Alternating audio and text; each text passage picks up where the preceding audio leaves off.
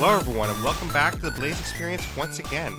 I am your host Derek, joining you again, and we are here for episode 64 today, so thank you for joining us.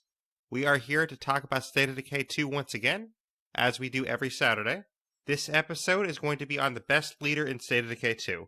And you're probably thinking a little bit, well, you just did a whole Legacy Guide series, why are you doing an episode on the best leader? Well, I thought this episode would be kind of putting a bow on the whole leader aspect in the game, because basically I've done one episode each on all the Legacy Guides for the leaders, but this talks more about their Legacy missions, and it talks more about, how their missions are and if the missions are fun. I didn't really talk too in-depth about the leader type itself. And then back in episode 24, I did an episode that covered the Legacy boons for the leaders, but I've never actually done an episode where I ranked the leaders themselves, and I thought this would be a good opportunity to kind of put a bow on the whole leader aspect in the game, and this would probably be the last episode to hear about leaders on the podcast, at least planned right now. Because this kind of puts a bow on it. We're going to use stuff, that some of the stuff was in the Legacy Guides, but we're going to kind of go over stuff and talk about, why one leader is the best and what leader I think is the worst for you to be using and kind of why. So we'll go through that. But first, a couple of news items. I do want to mention that Undead Trials 3 is underway as you're hearing this, and it's been a fun event so far. I've had a lot of fun.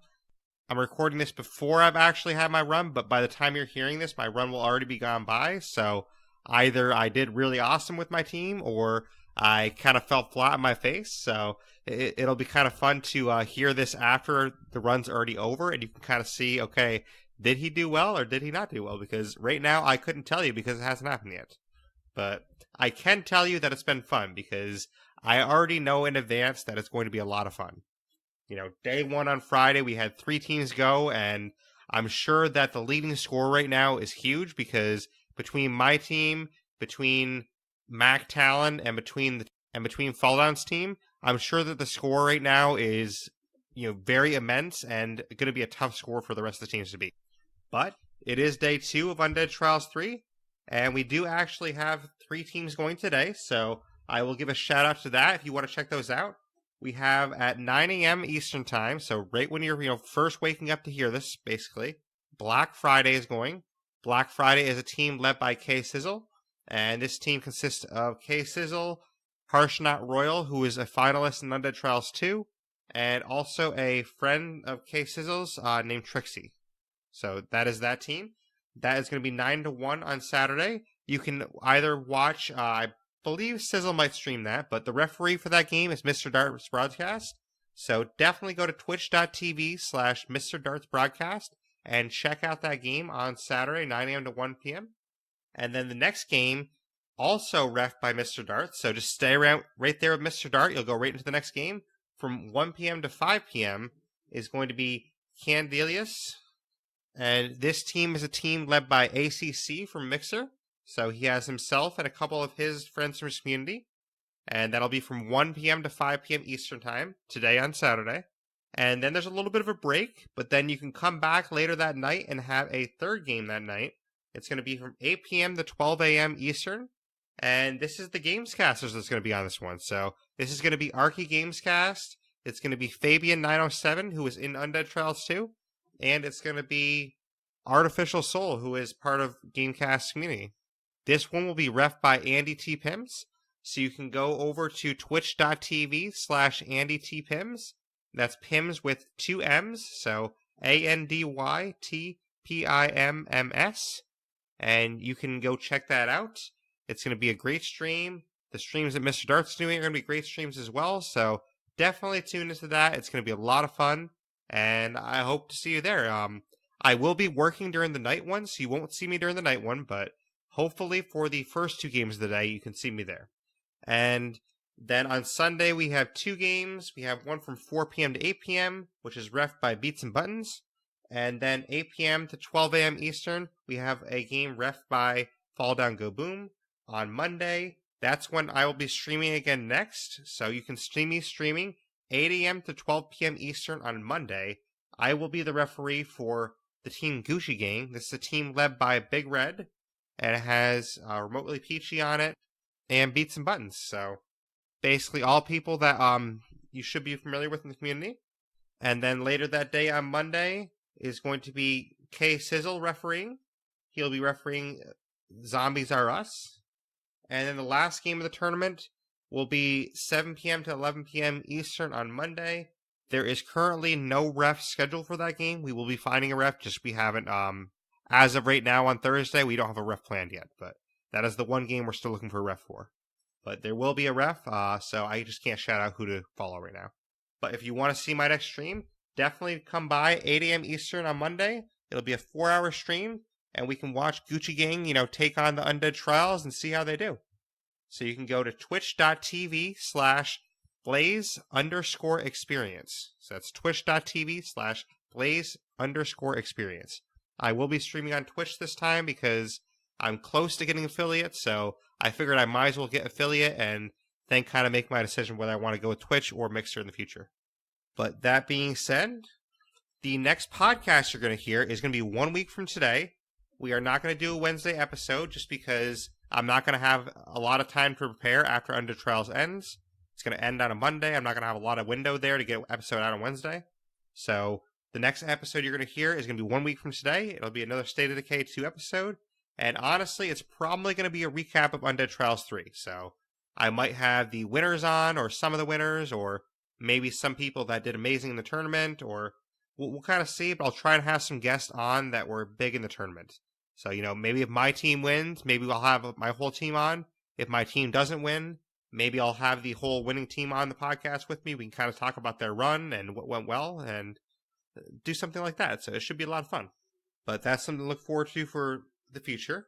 But right now, we are here to talk about the best leader in the game. So basically how we're going to do this is we're going to go through what's unique to each leader again. I know in each Legacy episode I did this, but we're going to go through it one more time. That way we can kind of talk about those items real quick and talk about what ones might be good and what unique things to the leaders might not be that helpful. So basically the one you should be most familiar with is the Warlord, because I just talked about it last episode. So this one we're going to kind of brush by very fast because it was so recent. But the large facilities that the Warlord has, they have the Armory, which allows you to produce any ammo type, as well as explosives and professional quality muzzle attachments. They also have a Spartan Barracks. This provides 8 beds with a morale penalty. And the small facility that they have access to is the Fighting Gym Level 2. This allows the training of fighting or cardio. So, honestly, the Armory is nice for convenience, but other than a convenience, these things aren't really going to help you with a Warlord long term.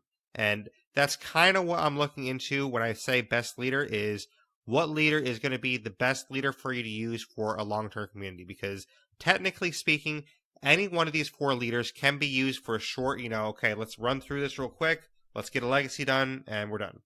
So any of these leaders can be used in that capacity, and technically speaking, they can be used in long-term capacity as well. But basically the purpose of this episode is determining what is the best leader if you want to do a long playthrough and have best experience possible, where you can actually have some unique features to you. That's kind of the angle I'm going with, basically. Because we all know Legacy Boon, it's definitely Builder. Builder hands down wins that. And depending on your situation, you might like the Sheriff Legacy Boon if you're going for a long playthrough because it gives you something every day. Or you might like the Warlord if you're going for a short playthrough because it gives you a lot of guns that you can get the job done very fast with. But the Trader Legacy Boon really is the worst Legacy Boon probably. However, it's a little bit better if it's a leader type. And that's kind of what we're getting into here, because on the State of Decay 2 awards show, for example, the favorite leader, the Trader actually won, the Warlord got second, the Sheriff got third, and the Builder got fourth. So you can kind of see at the end what my rankings are. My rankings could be the same as what the community voted, or they could not be the same as the community, but we're going to kind of get into that today. But the Warlord, honestly, it doesn't do a lot for you long term. It's a very good short-term leader. I will say that. The Warlord is very good for short-term success because before you have any mods, you can build that armory up. Well, you can't build it up right away, obviously. You have to get into a base that has a large slot available, but once you get to a base that has a large slot available, you can build that armory. You can make any ammo you'd like without actually having to switch mods. That's very convenient. You have the Spartan Barracks, so you can get a lot of beds there, and you have the fighting gym, so you can train your fighters very fast. So essentially, the Warlord is built and designed for a quick playthrough, and that's really what it's good for. But for a long playthrough where you're determining, okay, this is the best leader for me to use for a long-term community, the Warlord is not really the best one. So moving on, we have the Trader. We talked about the Trader in episode 58, so, pretty recent, but it was still about 6 to 7 episodes ago. And the Trader has a large facility called the Trade Depot, which summons traders that you can buy from and sell to. It has a farm level 3, which provides you with +4 food per day. And the small facility it has is still level 2. This allows you to make luxury items, which can be sold to traders or other survivor enclaves. So, basically, it's no secret what my number one's going to be. I've said it on previous episodes, kind of, talking about it briefly. The Trader is my number one leader, and that's not much of a spoiler because if you listen to any previous episodes, I've already talked about it, before. I just haven't talked about all the reasons why as much in detail. But the Trader has amazing facilities that help you long-term in the game. The Trade Depot is great. I don't use it that much right now, but, if you ever want to build it up and get some free rucksacks, just call on a trader real quick. There you go. You got some rucksacks. You can get some mods if you don't have some mods that you wanted. I mean, you can get some bandages, some snacks, whatever you need. So it's really huge because you wouldn't even have this church if you don't want to. The farm level 3 is probably the weakest thing that's unique to the Trader, and the saying that's the weakest thing, that's a good thing because the farm level 3, that gives you +4 food a day, and that's pretty big. I mean, the hydroponics is better in my opinion at +3 food a day because it's in a small slot. And the farm 3 is in a large slot, so those large slots are kind of hard to come by. But the fact that it does give you +4 food a day, that's going to be great for a lot of communities. And you put a compost bin on that, for example. You maybe use some seeds to boost your yields. You can, get enough food for a whole community with just one farm if you really played it right. So that farm level 3 is amazing for late game as well because it helps you maintain your community. And honestly, the real hero of the Trader is this last unique thing to them, the small facility of the still level 2. The still level 2 allows you to make bottles of whiskey, and this is huge. It wouldn't really seem like it's huge when you first hear about it, but basically you take ethanol and you craft it into whiskey, and then this whiskey you can take and sell to traders for influence. It's not a ton of influence, but it's enough influence that is very great to have because it's a steady stream of influence you can have in the game. So you can keep buying stuff. Say you saw a gun at a trader you really like, you can buy something from that trader and then trade them back bottles of whiskey for it. So essentially, you can have trading scenarios where you're literally just trading away bottles of whiskey for something you want because you basically spend the influence, but then you gain it right back. And that's what's really cool is that this gives you a real commodity to give to the trader that you don't have to actually pull out of your resources because these bottles of whiskey, you can't do anything with them except for trade them. And that's actually a good thing because that's allowing you to get free influence. There's nothing else you can do with it except trade it for influence. And that's awesome because if you're ever down on influence, if you have some bottles of whiskey stored up, you can always just take them to Enclave, take them to the trader, trade them away, and there you go. There's some influence. And I can't stress enough how amazing that is because that is really huge. So, because that is something in the late game that's really going to help you. And the other leaders, they don't have something like that that's going to help you in the late game like that. Technically, you could make the argument that in the late game, while you should be advanced enough that you don't really need to worry about influence. Yes, that is true. But it's nice to always have that in your back pocket. So even if you always have, 9999 influence, which a lot of veteran players might, it's always nice to have that in your back pocket because, say Undead Trials 2, for example, a lot of the people like myself that were refereeing Undead Trials 2, we had to spend a lot of influence switching maps, switching bases, things like that, calling in different cars. So we had to spend a lot of influence just to make the games fun for Undead Trials 2. And then, we got to points where we had no influence left, basically. So this is a good way to actually recoup that influence fast. Now, obviously, refereeing Undead Trials 2 is a scenario that most people aren't going to encounter, but it's just an example of a scenario why you would want a reserve of influence ready to go. And that's kind of what these bottles of whiskey are, is a reserve of influence. So, Trader Leader, amazing. I can't stress enough how great this leader is for a long-term playthrough and a long game. Next up, we have the Sheriff. The Sheriff we talked about on episode 55, so not too far away. It was 9 episodes ago, so fairly close to this episode. The unique facilities of the Sheriff, you have the Field Hospital.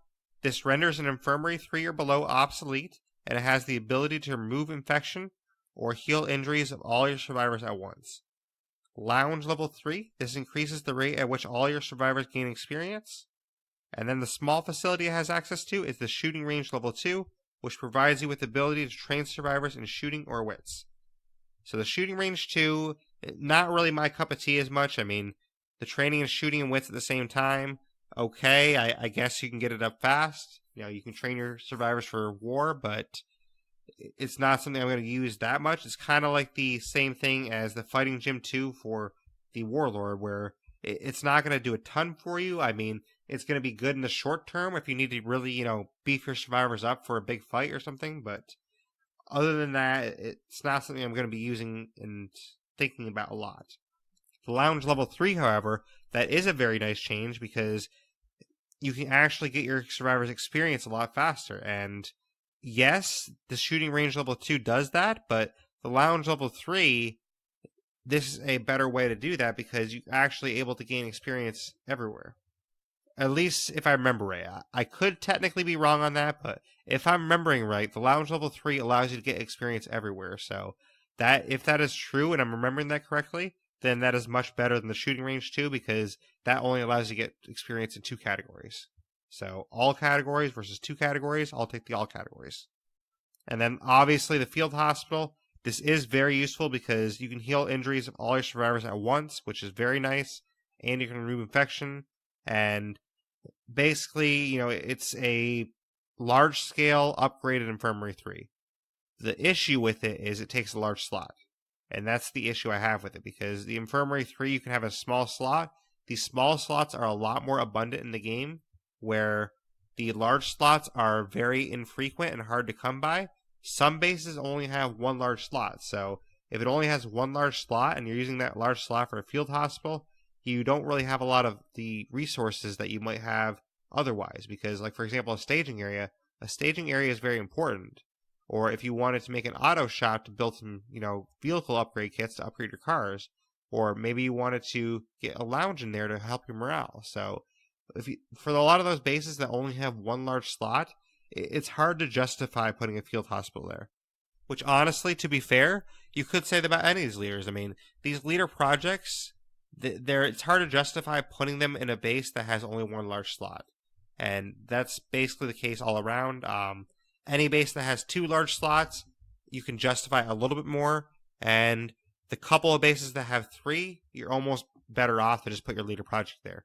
But there's only 2 bases in the game that have 3 large slots. And that would be Whitney Field and the Abandoned Strip Mall. So those are the only 2 bases in the game that have 3 large slots. So for those 2 bases, it's almost no reason not to put your large slot there. But other than those 2 bases, it's a little bit of a juggling act on how you want to play that.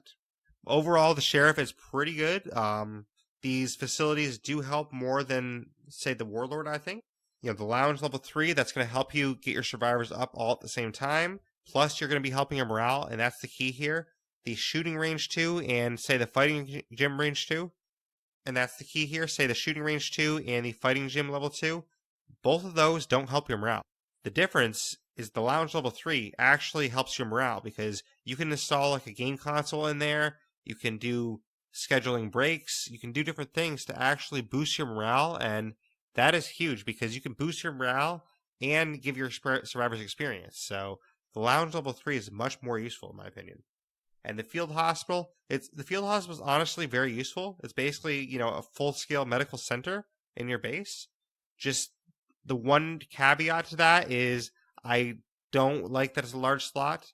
I wish there was a way to potentially make these leader projects a small slot, but maybe it's like some kind of in-game thing where I wouldn't really know what to do exactly, but I wish there was some way in game to possibly make these leader projects small slots, but I do understand why they're large slots because it's meant to be an end game thing where this is, end of your playthrough, your leader's making this huge, grandiose project, and it probably wouldn't make sense in the ether to have it as a small slot. So I do understand that. Just maybe the solution instead is, in a future map or a future rendition of State of Decay, maybe like a State of Decay 3, maybe the solution is to have more large slots available in the game, because if there's more large slots available, there's more reason to have these leader projects. But overall, the Sheriff is, pretty useful as a leader, I would say. It's something that you're going to like having in the late game, plus the Sheriff Legacy boon. This isn't necessarily about Legacy boons, but the Sheriff Legacy boon is the best Legacy boon for a late game. Well, besides the Builder. I mean, the Builder is always hands down in every category, but I'm talking about besides the Builder Legacy, the Sheriff one is the best one for late game because you get something every day. So every day you're going to get a little bit of something, whether it's bandages, whether it's ammo, guns, anything you get. It's nice to get something every day and then, play for like 100 days. That's 100 gifts.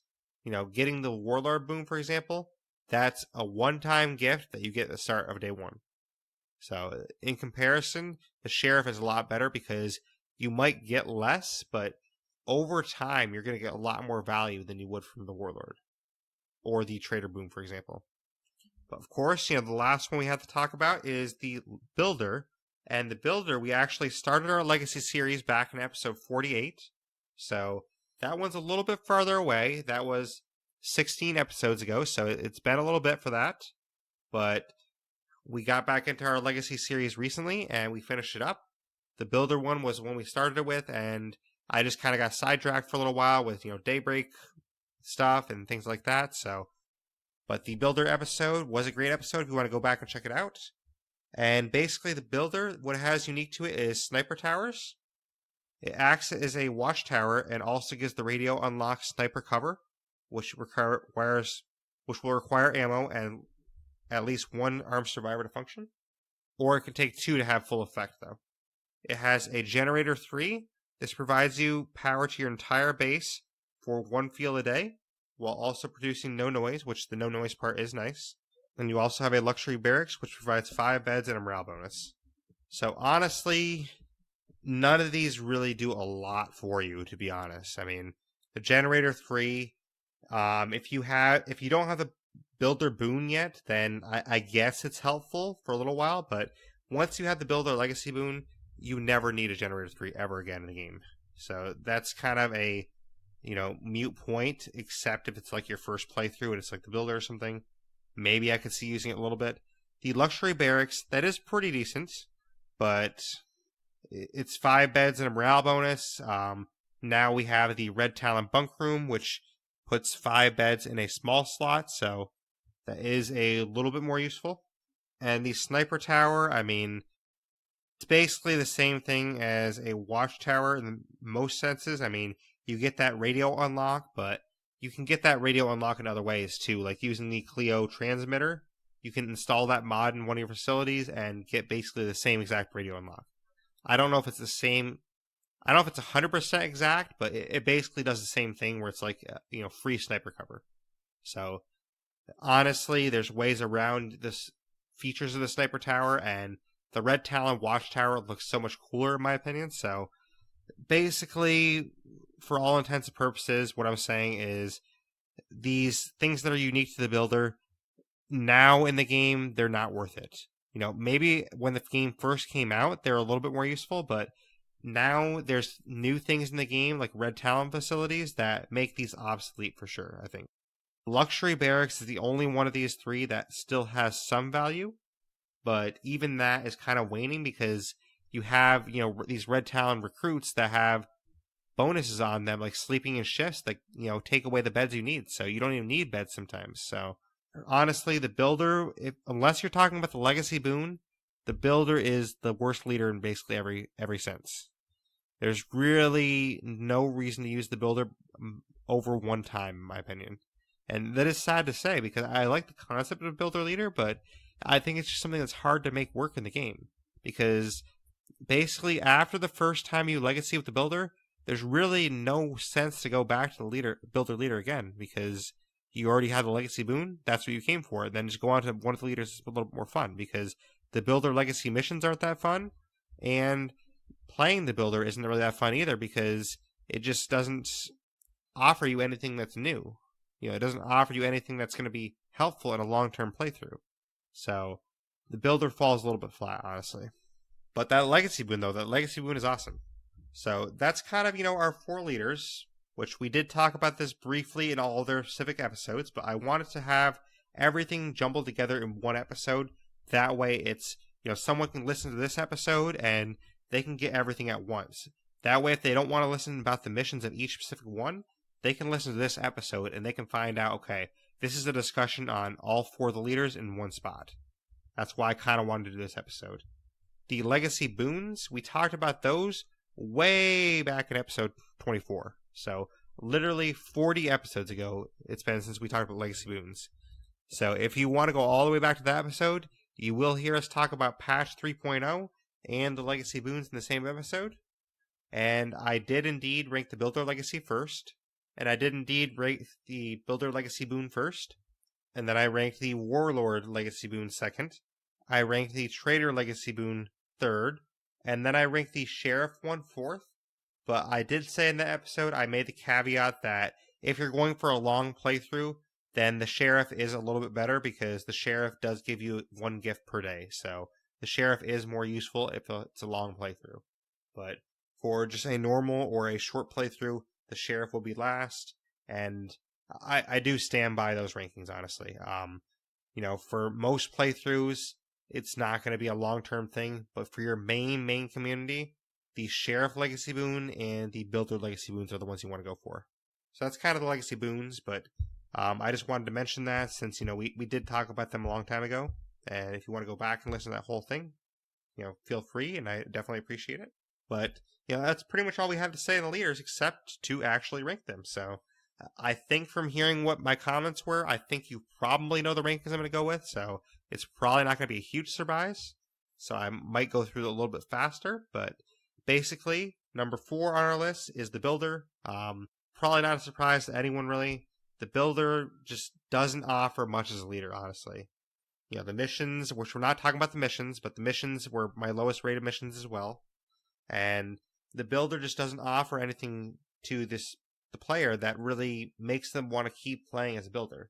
Because the sniper tower, the generator 3, luxury barracks, they don't offer anything to the game that really changes things in your favor too much. So, maybe in the future, the devs can do something with the builder to make it a little bit more exciting, I think. So, because that's what kind of kills me too, is I really like the concept of the builder, but it's just not very exciting to play as a builder.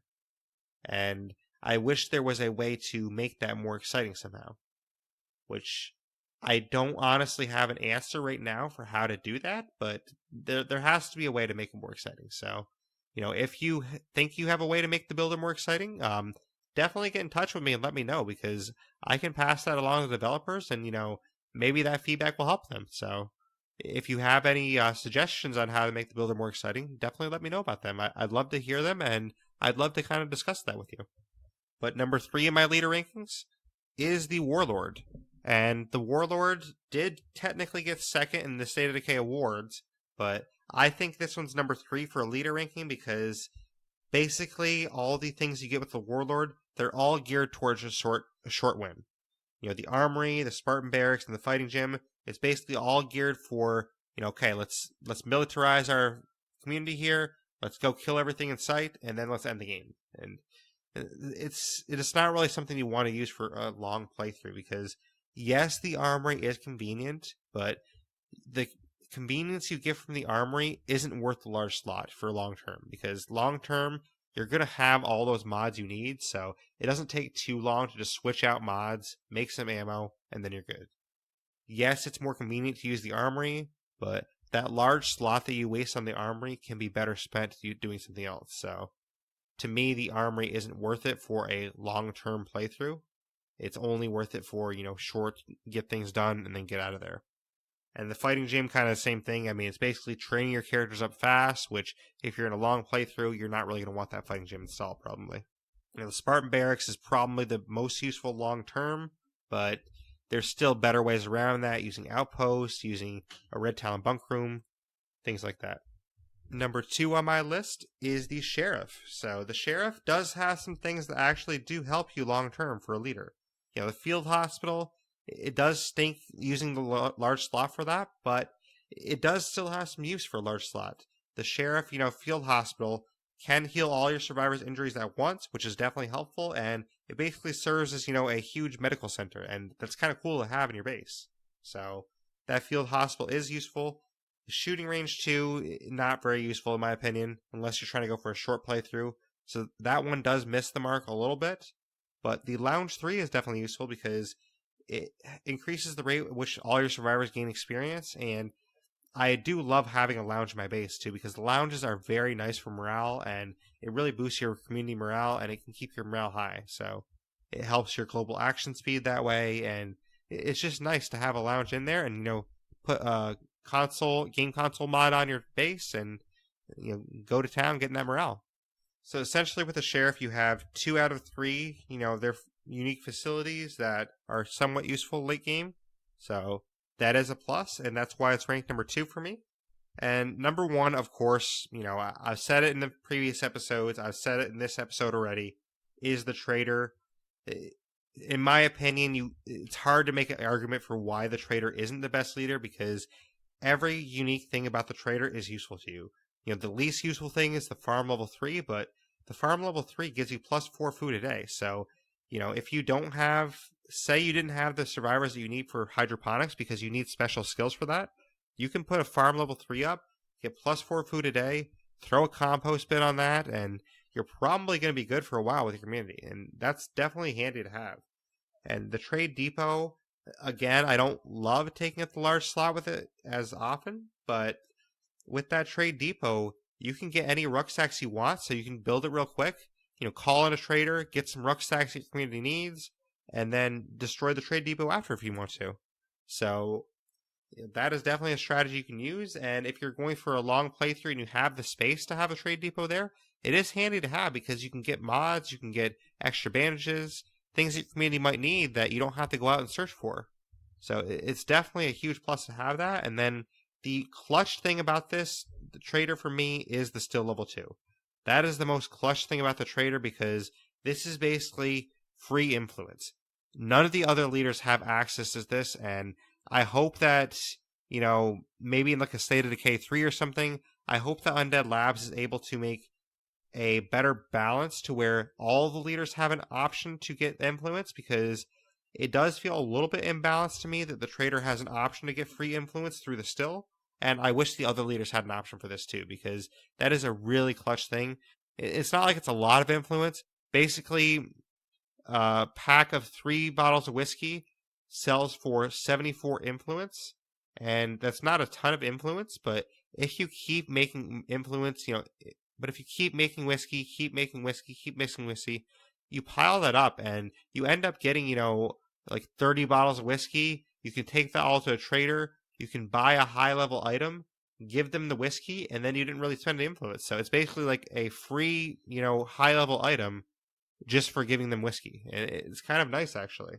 So I really appreciate that, because especially if you spend a lot of influence, maybe you spent some influence to call in a car you liked, or maybe you spent influence to switch bases, or whatever you spent influence on, you can recoup some of that influence with the Still Level 2, and the other leaders just don't have access to something like that. So even if you're a high-level veteran and you put a lot of hours into this game, I'm sure you can still appreciate the Still Level 2, because while it's not that hard to get influence if you know what you're doing, the Still Level 2 gives you a backup option, and it's always nice to have a backup for things, and that is basically what the Still Level 2 does. It gives you a backup way to get influence. This is a way to get influence the other leaders don't have access to, and that right there is enough to get the Trader number 1 for me. But the fact that the Farm Level 3 and the Trade Depot are also useful late game, the Trader just hands down takes the best leader for me. And it did win the State of Decay Awards, so, I'm sure some of you out there agree with me, but I did want to, make this episode and talk about it more in depth, because with all these legacy episodes, it was more about talking about the missions than talking about the leader itself. And that's why I felt it was good to have a best leader episode where I kind of went through this in detail more, because some of you might have heard me talk about the trader before, how I think the trader is the best, and you might not have understood why. Or maybe you're a newer player and you heard me say that and you're like, why is the trader best? I really like the warlord. Why is the trader the best? And I felt it was necessary to have an episode where I went more in depth into why my psychology of thinking the trader is best, and kind of analyze all these leader types. So hopefully this helps some of you out there. For veteran players, you might already agree with me. If you don't agree with me, though, definitely let me know. I'm always open to hearing other opinions and other perspectives. So if you have a perspective that's different than mine, definitely let me know about it, because I'm curious to hear what other people think is the best leader. And if you don't think the trader's the best leader, let me know why. I want to hear your reasoning why, and, maybe I'll agree with some of your points. So maybe you have some good points I didn't think of, and I would love to hear them. But that is basically our leader rankings. So we have Trader 1, Sheriff 2, Warlord 3, and Builder 4. So I hope you enjoyed this episode. It was a lot of fun to talk to you all again. And I hope you're enjoying Undead Trials 3. Undead Trials 3 is still ongoing right now. As we said earlier, we have 3 matches today. This is going to release on a Saturday. So definitely check out those matches. If you watch from 9 a.m. to 5 p.m., Mr. Dart's broadcast will be streaming on twitch.tv/Mr. Dart's broadcast. You can check out 2 amazing matches and, check out what Undead Trials 3 is. Go say hi to him, tell him that Blaise said he should check you out, and tell him that Blaise said to check him out, and, go say hi to him. He's a really great guy. He's one of the co-organizers with myself and K Sizzle, so he helped organize Undead Trials 3, and he's definitely a great guy. He's, just coming back to streaming after a break, so, go show him some love and give him a follow if you haven't followed him before. And also, today on Saturday, we have from 8 p.m. to 12 a.m., Andy T. Pims streaming. He'll be streaming the last match of day 2 for Undead Trials 3, so go show him some love too. Go drop a follow for him and let him know that you were intrigued to check him out, and go say hi. He's a great guy as well, and definitely worth checking out. And then if you want to see my next stream, I will be reffing one more game on Monday morning. I did ref one game Friday night, but obviously this episode's coming out on Saturday, so you would have already missed that. But I am reffing one more game during Undead Trials 3. I'm reffing on Monday morning, 8 a.m. Eastern to 12 p.m. Eastern. I will be reffing the match for Team Gucci Gang. This is a team that has Beats and Buttons, Remotely Peachy, and it has a team captain of Big Red, who is also a streamer. So definitely check that game out. It should be a lot of fun to ref their match, and I'm excited to do so. So definitely drop by, say hello, and check out Undead Trials 3 with us. As I said before as well, the next podcast is going to be 1 week from today. It's probably going to be a recap of Undead Trials 3. We're probably going to talk about, what challenges were done that might have been hard, what challenges might have been easy. We're hopefully going to have the winners on, so whether my team wins, whether a different team wins, I'm hopefully going to have some of the winners on the podcast and kind of talk to them about their run. Talk to them about their strategy, maybe figure out, okay, how did they do this run? Maybe they did a really hard challenge, and we'll talk about how they did that challenge. So it should be a fun discussion. But, first Undead Trials 3 has to end, and we have to have a winner. So tune into that. It should be a lot of fun for all the matches. And if you didn't see my match, you can always go back and check in my VOD, because I would have streamed it yesterday. So definitely go back and check that out if you haven't seen it yet. So twitch.tv/Blaise_XPerience. And that's how you can find my Twitch. Which Experience is obviously with just an XP, no E at the front. But if you want to get in contact with me, you can contact me via email, theblaisexperience@gmail.com. You can contact me via my Discord, which will be in the show notes. You can contact me via YouTube or the Facebook group. And you can also contact me via Twitter or my gamertag, which my Twitter will be @BlaiseXperience, and the gamertag is the same thing. So that's that's capital BLAISE, capital XPERIENCE. If you want to find the podcast, you can find it on basically any podcast directory. So you can find it on iTunes, you Google Podcasts, Blueberry, Podbean, Stitcher, Spotify, Radio Public, and basically any of the directory except iHeartRadio. It's not on iHeartRadio yet, but I'm going to try and get us on there hopefully, sometime this year, because I just haven't got a response to my request yet. So hopefully we can get that in there soon. But thank you everyone for joining us for the episode. It's been a lot of fun to talk to you, and I will see you in Undead Trials 3 somewhere. Thank you once again for listening to the Blaise XPerience.